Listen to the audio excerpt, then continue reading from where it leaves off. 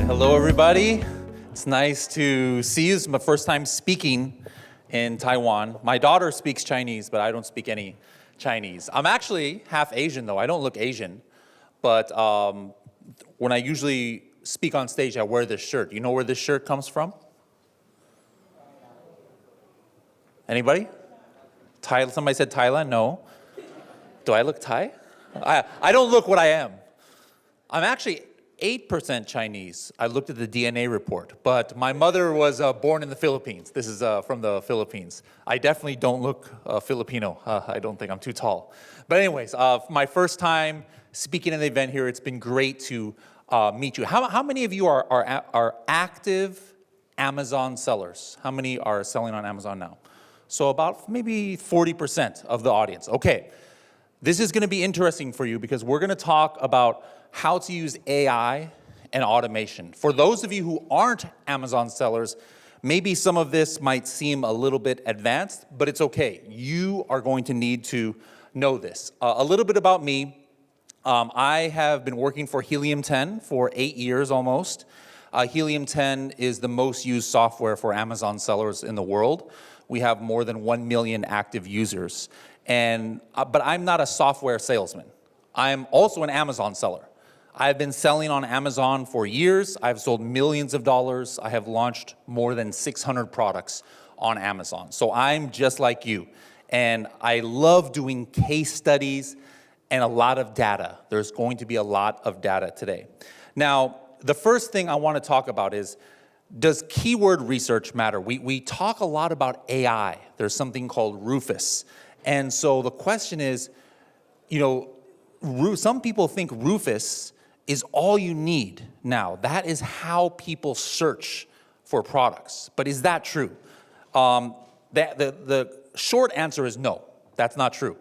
Here is why. Rufus is very important, but there are things about the Amazon algorithm that have been the case for years, even before Rufus and other AI started. This is a podcast I did almost 3 years ago. Now, I don't know what the translation is going to be for this next word, but there is a word in Amazon that is called noodle camera. So maybe the translation is something crazy here. It also sounds crazy in English, noodle camera. Why? There is no such thing as noodle camera. What it is actually a camera that like doctors use for a stethoscope. But none of the listings when you type in noodle camera have the word noodle camera in it. They don't. But Amazon knows that this product kind of looks like a noodle. But why am I mentioning this? This podcast was from 3 years ago. This is before there was all of the advances in AI that we see now. So again, the Amazon algorithm, with or without AI, is always changing. Here's another example. If you were to type in winter coat on Amazon now, the #1 product, bestseller, is this Amazon Basics product. Now, the interesting thing, I did a study of the front and back of this listing. The word winter doesn't appear anywhere in the listing. There is no word of winter. But I used a Helium 10 index checker. This checks, is it searchable for a keyword? Is it indexed? And yes, 100%, winter coat, it is searchable. So that's interesting. Is it because of AI that even though the keyword is not in the listing, it can be searchable? I used another tool in Helium 10, Keyword Tracker.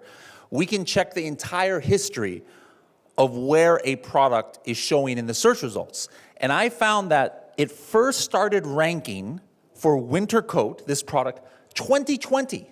Years and years ago, it was ranking for that keyword. Now, the interesting thing though was this product was made in 2019, okay? So #1 that we learned is this is way before AI. There was no AI in 2020.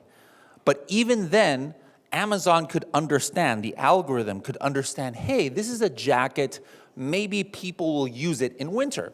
But the other thing is, this product was around for 1 year before it became searchable for this keyword. So if you are making a new Amazon listing, and there's an important keyword, do you want to wait 1 year before you can be searchable? No. Do you want to wait 1 month, 1 week? No. If it's a good keyword that people can use to find your product, you want to be searchable from day one. So I did an experiment. I created identical listing, 100% the same. Remember, no keyword of winter in the listing. I created a brand new one. And then what I did was I searched, is it indexed, is it searchable for winter or winter coat? The answer, no, it was not, because I didn't have the keyword. Now, if I waited maybe 1 week, 1 month, 1 year, would I eventually be searchable for this keyword? Probably, like the other one, but this shows how important it is. Now, here's what I did. The next day, I went in and I changed one bullet point, and I put there winter coat.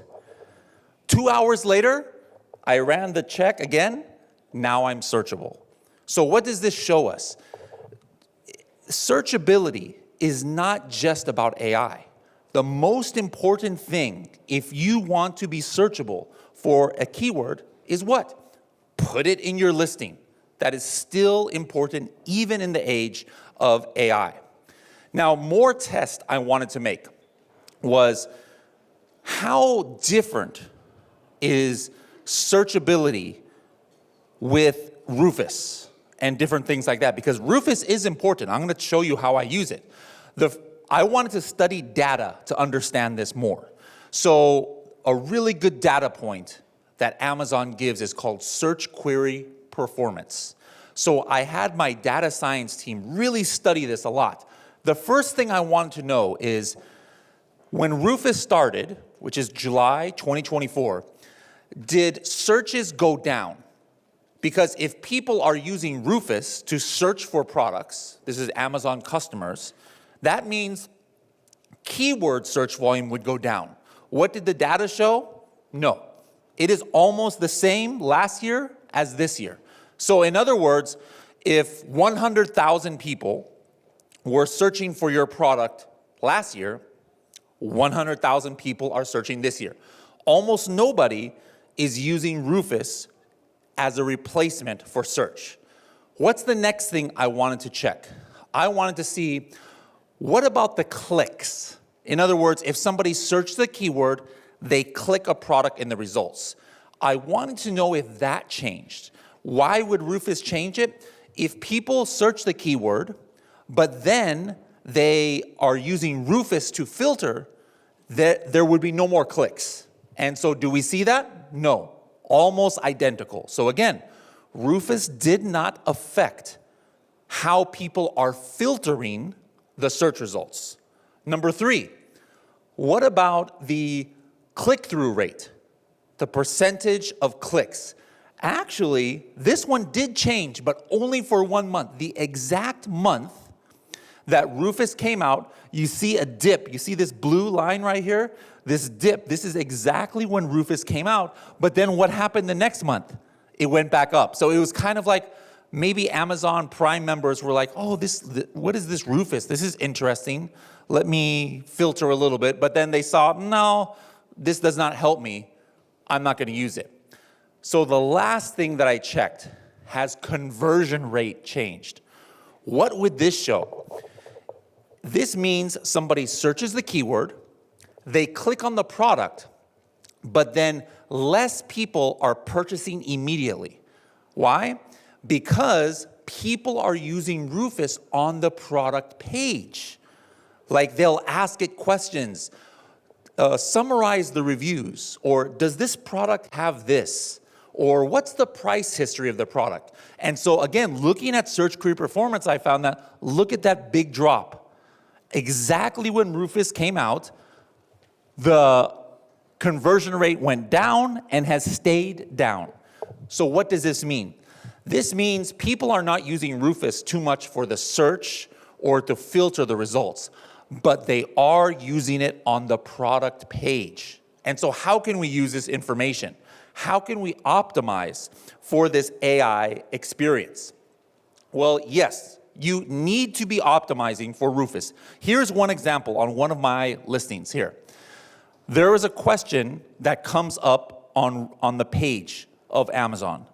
And these are like autocomplete questions. So what I like to do is make sure that Rufus understands my product, because this is what customers are using. So for example, this product, the question said, how sturdy and durable is it? But the answer it gave was, this description doesn't say anything about it being sturdy, but some reviews didn't like it. This is not a good answer for me, for my product. This is bad, right? I don't want this. I don't want the customers to see this. So what did I do? I went into my listing and I changed one bullet point. I said, because this is a strong wood construction, this is sturdy and durable. 10 minutes later, after I updated this, I asked Rufus the same question. The same exact question, only 10 minutes after it updated. What does it say? According to the description, yes, this is sturdy and durable. So this shows how fast Rufus is to pick up something in the listing. So again, check your listings.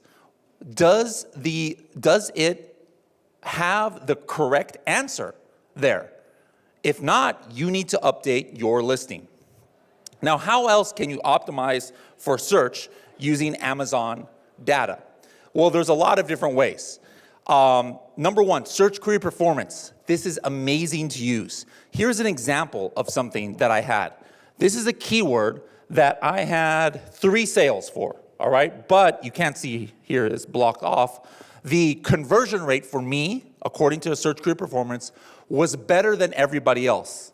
But look, my search volume, 4,000, my impressions, 1,400. What does this mean? This means that I'm only showing up in the search results 50% of the time for a keyword that is very good for me. So what did I do? I increased my targets for advertising. Now my searches 5,000 or impressions 5,000 for only 4,000 searches. How can it be more impressions? Well, I was showing up twice now, one for organic and sometimes for sponsored ads. So I was at the very top of the search results twice.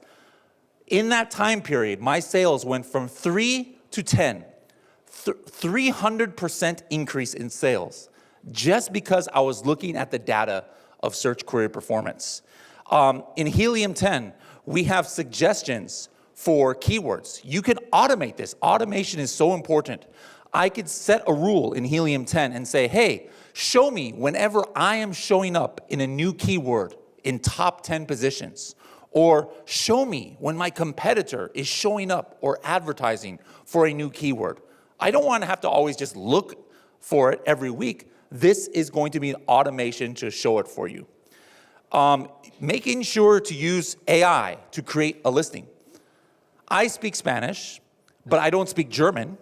So if I want to make a listing for Amazon Germany, maybe I get all the good keywords from Helium 10 for Germany, but I don't speak German. I don't know how to make a listing. This is going to make the listing using AI and the right keywords. You can create a perfect listing that is optimized. Using Helium 10, you can do that. You can do that for Amazon USA, Amazon Japan, lots of different languages. Does anybody recognize this color scheme? Any anime fans in here? What anime is this? Demon Slayer. I heard some people say Demon Slayer. This is a product I launched as a test, all right? It shows that these strategies are working. Within 3 days, I went from position 200 all the way to the top of the page for Demon Slayer related keywords, even though I wasn't optimized for Demon Slayer. So this is something I literally just launched maybe 4 weeks ago.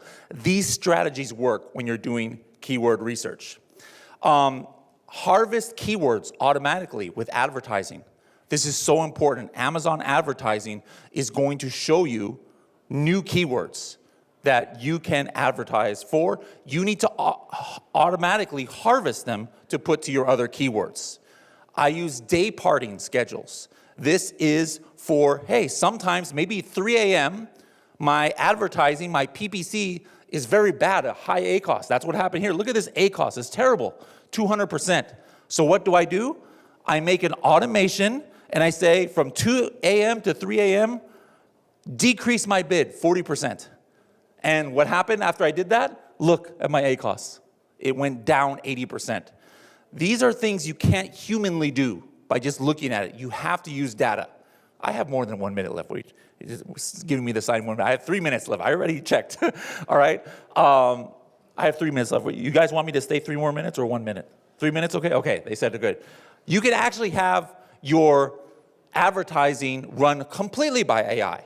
So there's so much automation and AI out there that 5 years ago, we didn't have this, but now you have access to these kind of things. We talked in the last presentation about AI generation. This is so important for videos. You can do this directly from Amazon, where you can make creatives for your advertising that you never could do. Even 1 year ago, you couldn't do this, and now you can. There's no excuse for not using these free services that Amazon provides. One last thing before I show up the slide.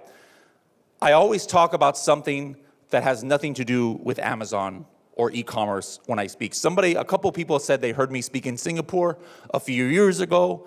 I was talking about how important it is to watch your health, because 5 years ago I had a heart attack and I was dead for 10 minutes. I was like, hey, e-commerce sellers, we need to worry about our health.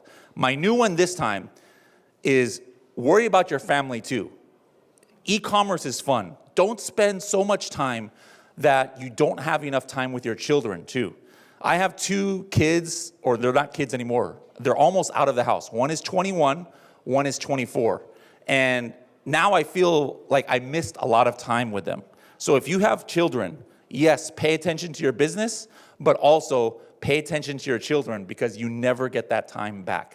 If you guys want more information about Helium 10, you can try for 50% off. Please grab this coupon code. This is my last slide here. And this is a special only for people here at this event. So you can get this code at the booth too. And the other way to reach me, Instagram, Serious Sellers Podcast. I'm on Instagram, and our YouTube channel is Helium 10. Thank you guys very much.